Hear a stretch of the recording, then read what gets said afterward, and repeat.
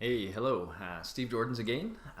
What I want to do in this hopefully relatively short video is give you a sense of the instructor side of peerScholar. So if you haven't already seen them, I have 3 videos kind of showing the student side step by step as they go through the create, assess, and reflect phases of a peerScholar activity.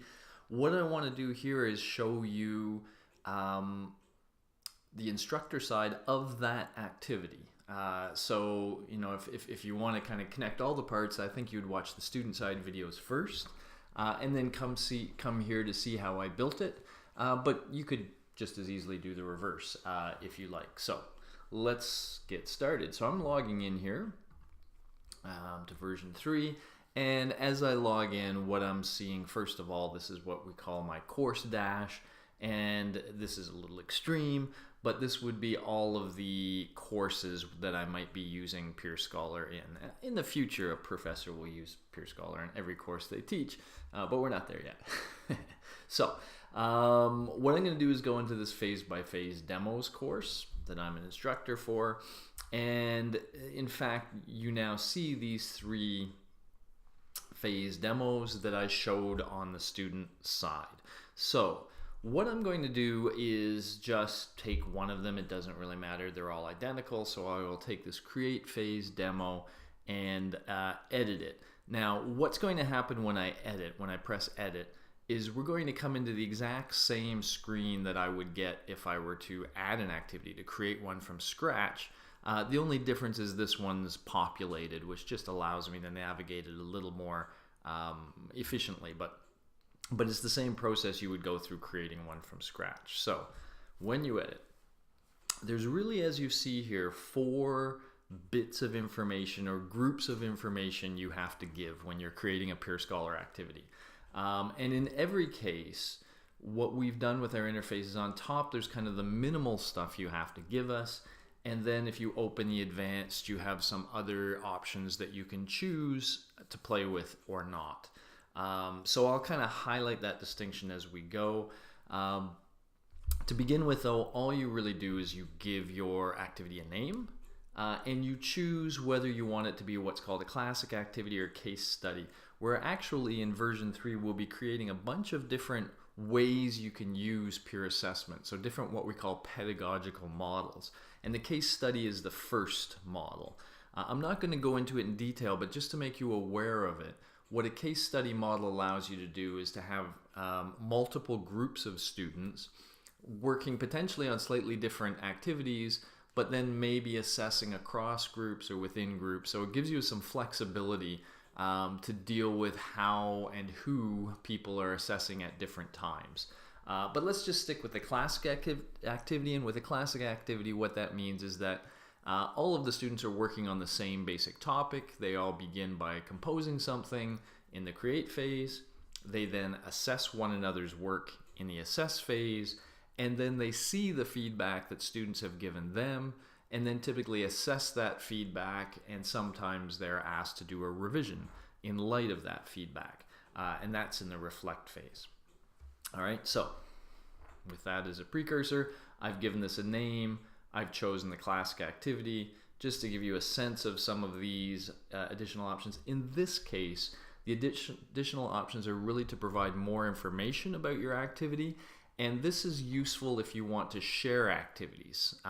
Through the library, you can share activities with other people, and you can actually go to the library and find activities that might work for you. And so, of course, additional information about the activities, and especially keywords, could help that happen. So, maybe in this one I might want to say this is a psychology course that's focused on critical thinking, or maybe this activity is critical thinking, etc. You can add any tags you want, and you can give it a much longer description here.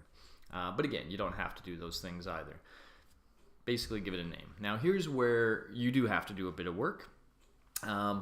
In the create phase, what the instructor needs to do is really 2 things. First is to provide their students with instructions. I sometimes argue that a peerScholar activity is actually 2 activities in one.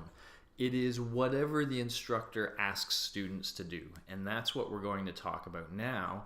But then it becomes an activity that's about giving feedback and responding to feedback. And that second part, the giving feedback and responding to feedback, tends to work the same way or pretty similarly in every peerScholar activity. So it's really this part that differs. And so this is where the instructor tells the student what they want to do. And so you give them any instructions you want, and you also provide any supports that you want to provide. I've attached a rubric here, but you could attach, like if you wanted them to read a paper, a typical attaching kind of thing. Here's some of the media I have sitting around already that I've used, or I can upload from my hard drive. And so I could attach a paper and ask them to read this paper, and then react to that in some way. Or I could attach a video and ask them to watch the video, etc. You get the idea. You usually want to attach a rubric. The second and third phase is all about assessing one another, and of course the student is ultimately going to be assessed by both peers and perhaps by a teacher, an expert, and so to guide that assessment, it's really good to have a rubric of some sort. Here's an example that I have. This is just to write an argumentative essay, which kind of fits with what I'm asking people to do. And this gives the students a pretty clear sense of what exactly I mean by that, what sorts of things they should be looking for when they write their essay, but also when they assess their peers. Notice also, by the way, 40, 40, 20, these titles, I'm going to mimic that in the peer assessment, as you'll see in a moment, okay? But I'll just leave that open. So mostly that's what you have to do, instructions and the rubric. You have other options. You can choose things like the following. Maybe you do not want students to send attachments to one another, so you can turn that off, and they won't be given the option to include attachments. Or if you think you do want them to have that option, you can turn it on and they have that option. You can also set word limits, which is nice because they can actually see the word limits as they're typing. And you can also make that limit hard or soft. What we mean by hard is like Twitter. You can go to 300 words, you cannot do a word more after you've done 300. When it's soft, they can write more than 300, but they cannot save until they get it down to 300. So the soft allows them to write a longer version first and then to bring it back, but the word limit ultimately says, this is the limit I want. So we've set ours to be 300, a hard limit, and we are allowing people to add attachments to this. You also have some submission options. Do you want to allow the students to submit after or edit their thing after they've already submitted, or do you want once it's submitted it's done? So if you have this on, that means they can log back in as long as that phase is still open and re-edit their work if they like. So usually that's on. You can also choose to allow late submission or not. Do you want to allow students to submit even though the phase is closed? And you can choose that to be on. There's also a little thing here called additional questions. Let me hold off on that. I'll tell you more about that in a moment, okay? But that's essentially the create phase, instructions, attachment, and then if you want to do any of these other specifics, you can. Now, the assess phase. So what we're thinking about here is this is when students are going to log back into the system. They are now going to see a randomly selected group of their peers' work. And they're going to assess it, okay? And so this allows you to define that assessment. They can also be asked to assess their own work, and this allows you to configure that as well. In fact, we've done a few things in here that we hope makes this really quick and easy. So here are the things you have to do. You have to choose the number of peers. And so what we mean by this is really two things. But specifically what this is when a student logs into the assess phase, how many peer compositions will they see and be asked to assess? And this can be, any of a range of numbers that you want, as little as one, so they only see one peer. It's a little dangerous for reasons I'll tell you about in a moment. we've got as many as 10. That would be quite a lot to ask them to assess 10.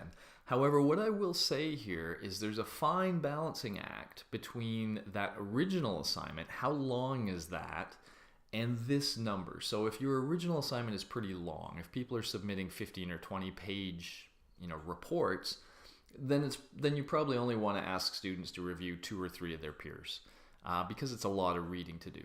But if instead they're submitting a page or 2, which is the case in my classes, for example, I usually ask them to write a short, efficient, powerful argument, 2 pages or less. Now I can ask them to assess 5 or 6 of their peers, and I usually choose 6 because I really like all the critical thinking and communication and creative thought that goes into the assessment process. So I like to have them go through that over and over and over again with 6 different peers. But again, completely up to you. Just think about those 2 things. And then what you really do is build your assessment. Now, what I've done, remember this rubric over here: purpose, focus, and organization, evidence, elaboration, editing, 40, 40, 20. I've kind of mimicked that. So I have these same sections so that students can go back to the rubric. And let me just edit one of these just to show you. So I've made this a star scale that goes up to 8. So the 40% I've turned into 8 to give people a little bit of grain to make their evaluations. I've also put labels on the ends, poor and excellent. So what the student will see is something like that. And so I did that with these 3 different parts of the rubric. And then what I did was add a couple of comment fields where I want the students to give their peers comments. So the first one is the most critical. This is the giving the student a sense, a really constructive sense about how they can improve their work. And this is very important. And in my assignments, I almost always assign a grade to this part of the work. And this is something positive, highlighting something positive. So let me just generally say, when I created these, what I did was just press this little button, and that provides you with a set of tools. And all of these tools can be used to create activities. And I'm going to add one just to show you a dynamic of what happens. So let me say, well, let me use the matrix rating, because some of you might want to use this. And this is good if you have a rubric that you really want to tailor things down to. So maybe this rubric has 4 facets, for example. So I can add a facet and add a facet. So these might be, clarity of exposition, efficiency, support with research, whatever. And on each thing, it might be very poor. Oops, my spelling is very poor. Okay, pretty good. And let's add an excellent here. Oops. Okay, and so what students will see in this case is something like this, and they'll be able to just pick things that fit for that facet, etc. Now notice a valid prompt is required, so I would have to say something. Please use this matrix to indicate whatever. All right, so you have these tools. Now here's what I want to show you.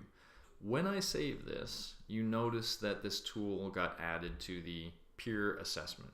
So the idea is they would be asked to do this, and in fact we can at any time, I'm going to sneak down here, do a preview, and you can see now this is their assessment. They're going to see peer 1's work, and they're going to be asked now to fill out these things, do the comments, and now there's that matrix that we've put in there. Okay, so that's what it would ultimately look like to them. So nice, you can do that. You can move it. So whoops, sorry, what the heck there. There, I just moved my matrix up a little. You can move it around. So if we wanted the matrix on the top, for example, now when we preview, we'll see the matrix is on the top. So you can configure that as you like. But the other important thing I wanted to show you is when I added the matrix here, excuse me, it also got added here. Now what is here? This is the self-assessment. So this is If you have this on, so you can turn it off, and students will never be asked to self-assess. But if you have it on, then after they've assessed, in this case their 3 peers, they will be asked to assess themselves. And by default, what we populate this with is the exact same things that you did up above. So they all come here, but you can alter this. You can say, I don't want them to do the matrix on this one. And I want, I don't know, this comment to be before that comment over there. And I want to change this to not be evidence and elaboration. I want it to be something else. Changes you make to the self-assessment do not affect the peer. But if you add things in the peer, it will affect what's down there. It'll get added to down there. So I'm going to get rid of this matrix because I don't really want that. And I'm going to get rid of that. I'm going to unedit this for now because I want to just keep it as it is. Okay, now recall. I mean, this is all you have to do. So for phase 2, number of peers, define your peer assessment, decide if you want self or not, and if you do want self, make any modifications you might want from the peer assessment to make that work. Now, when you do it this way, you will see under here that instructions are automatically generated. Remember how I said that peerScholar activities are kind of 2 activities, whatever you ask students to do, and then this activity of reviewing peers and responding to feedback. Because that second part stays the same, we're able to essentially write the instructions for you. And we've done that based on the things that you've selected. So I want to show you one little piece of that. Let's look at this little part. So this little paragraph is telling students how to go about reviewing their peers and assessing their peers. And so it's saying, first of all, review the peer composition so you have a sense of their relative qualities, then peer by peer, read the work again and fill out the assessment form to provide your feedback to that peer. Now you get this blue area saying, you will notice that the last peer is you. Yes, and it's talking about self-assessment. Well, that part of the instruction only appears if self-assessment's on. If you turn that off, that disappears. If you turn it on, it comes back. So that's that we've made these instructions dynamic, and so you should be able to read through those and just go, yep, that sounds good. Don't want to change a thing. Save, preview, or save and continue and go ahead to the next phase. If you did want to edit, you can use the pencil to edit the work, edit the instructions, write whatever you want. So just to show you can do this, I can say change over here and I can edit, and now that change is going to be part of their instructions. So I can change it any way I want. Again, I'm going to change that back now. And there you go. Okay, so those are the only things you have to do. Here are some of your options. Now, one of them is up here, advanced. Do you want them to assess each other anonymously? The good idea is yes, but sometimes you might want them to see who's assessing them. So you can turn this off and you can have them see each other's names. Do you want to allow them to include attachments with their assessment? This is good if what they're assessing is part of some other program. So let's say they're assessing, oh, I don't know, PowerPoint slides. Okay, and so a person may have submitted a deck of PowerPoint slides, and now I, as the assessor, download it, look at it, and maybe I make some notes on the slides themselves, and maybe I want to upload my annotated slides back. So if you're doing that kind of thing, then you would allow them to attach things even during this phase. Normally you wouldn't do that though. So those are 2 of the things you can play with. The other 2, or the other 3, are down here. Submission options, usual. Do you want to allow editing after?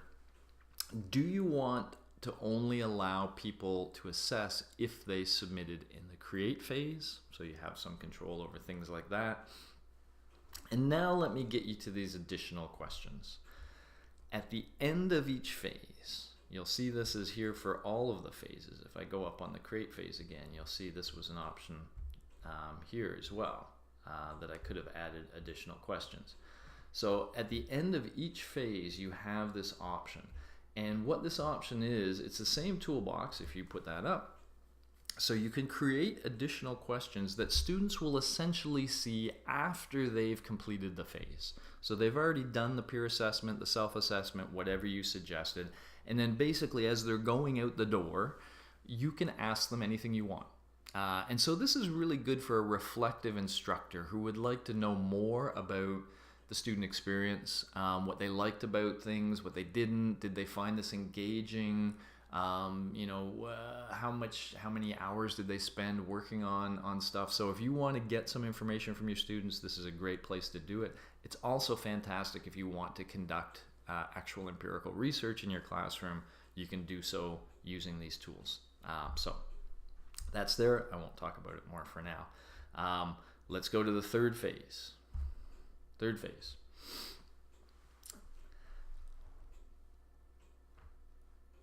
Really only two things going on in this phase. So just to remind you, this is where students are now seeing the feedback that their peers have given to their work.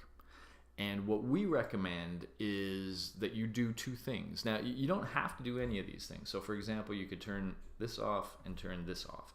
And so now, again, we've generated the instructions, but in this case, all that will happen is they will see the feedback from their peers. And if that's all you want, if all you want is for them to see and think about that feedback, then that's all the third phase is about.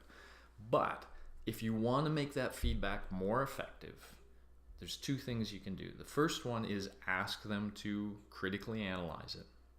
So after they've read the feedback a peer gave them, ask them to do something with it. And this is one very simple thing, by the way, but it does help them understand how to use feedback well. So we have a question that says, how useful is the peer's assessment with respect to helping you improve your future work? And so we have this little blurb that tries to tell them that good feedback is useful feedback. It's not nice, it's not friendly. Often nice and friendly feedback is useless. And what you're looking for is, did this student tell you something that you can use to improve? And so students are told this is the goal when you're providing feedback. And that's part of what peerScholar activities are about, teaching students how to give good feedback and how to consume it. And so we reorient them and we just say, I want you to rate this feedback. How well did that student do in terms of providing the feedback? Now, again, you have your usual suspect of tools here. So if you want to enrich in this analysis of feedback, you can ask them any additional questions you want to get them to really analyze the feedback in some way. So that's a cool thing to do. The other thing that's a cool thing to do is to say, okay, now you've analyzed all the feedback, now use it.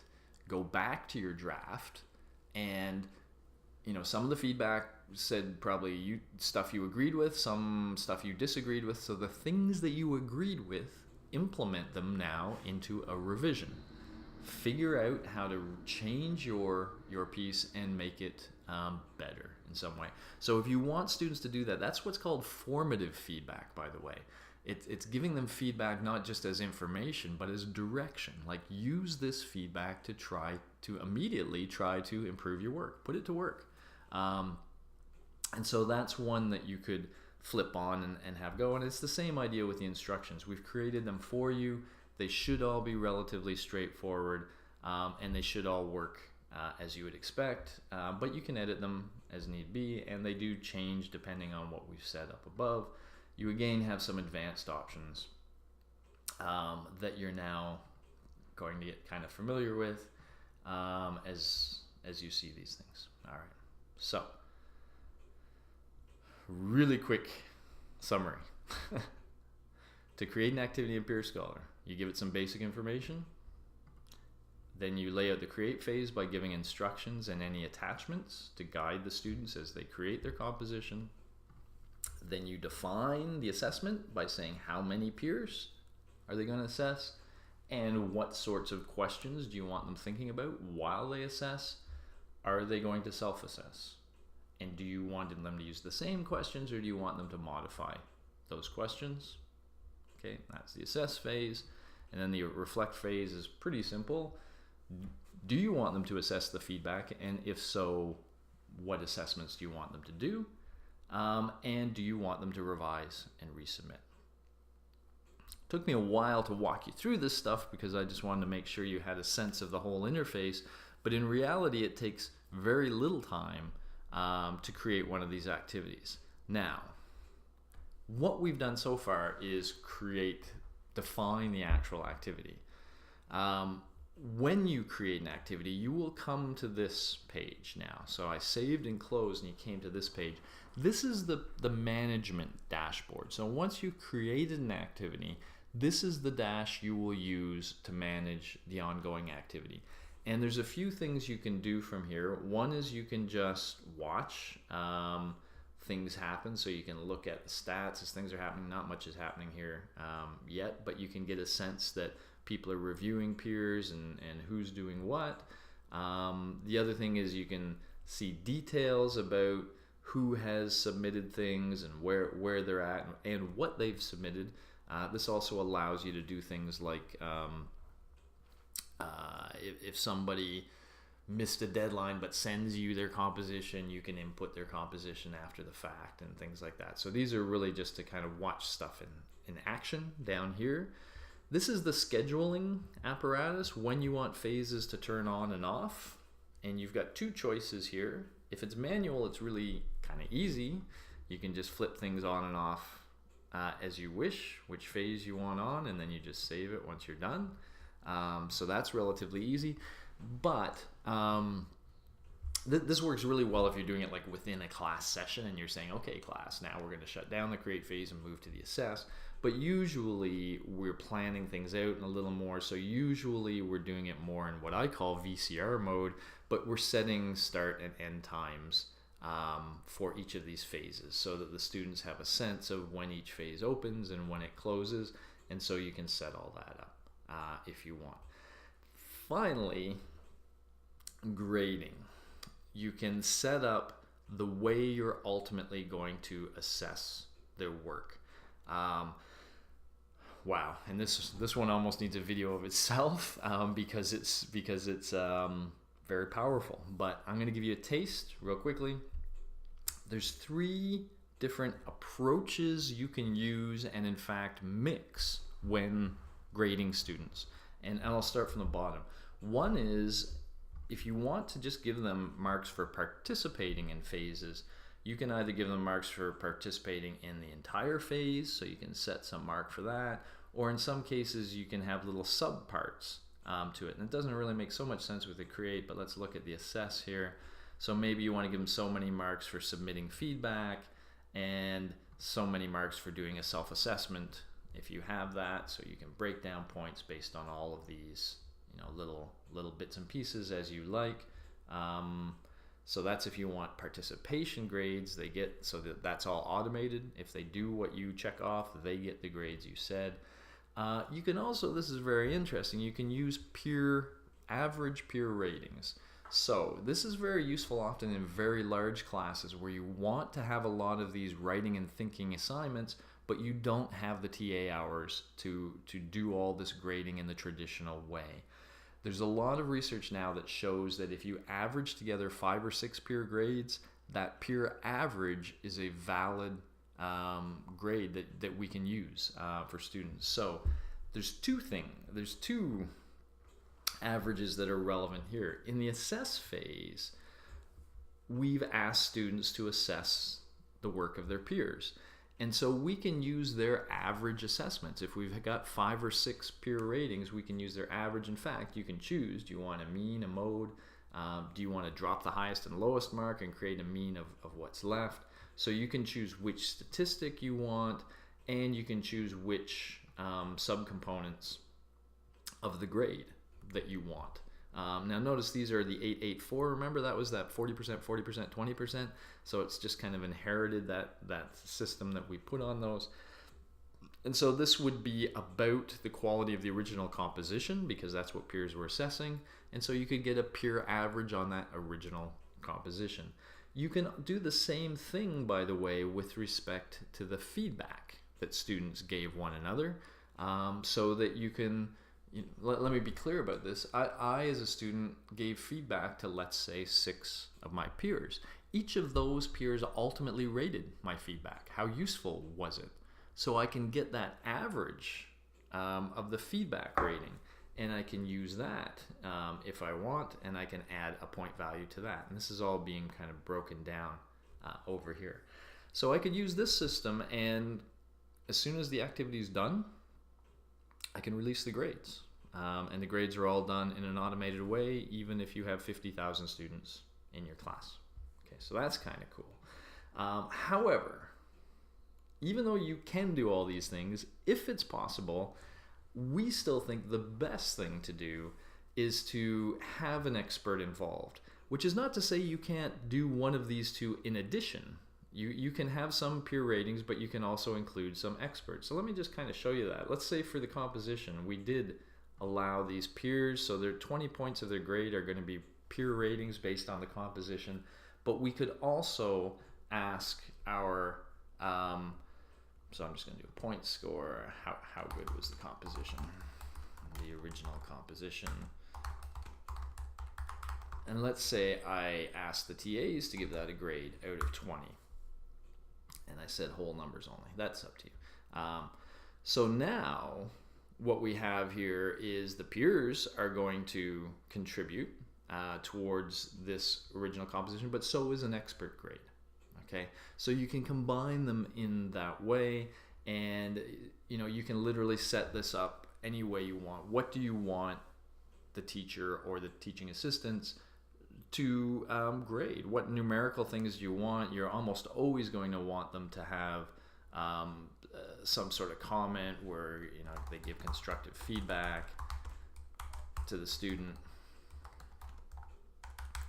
And when I do these, I have what I grade is the original composition, the final composition, the feedback that a student gave to their peers, and then sometimes I ask students to do some sort of reflection piece where they have to justify the revisions they made or didn't when they revised, and I have the experts grade that too. How well can they express why they chose to make certain changes?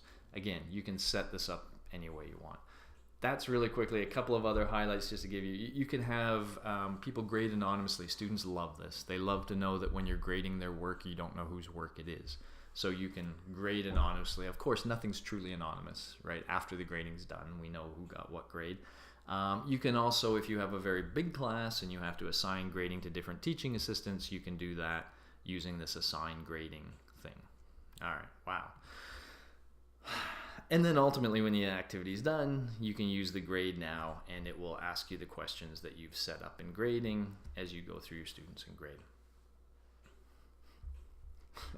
And once that's all done, these things will show up in your grade book.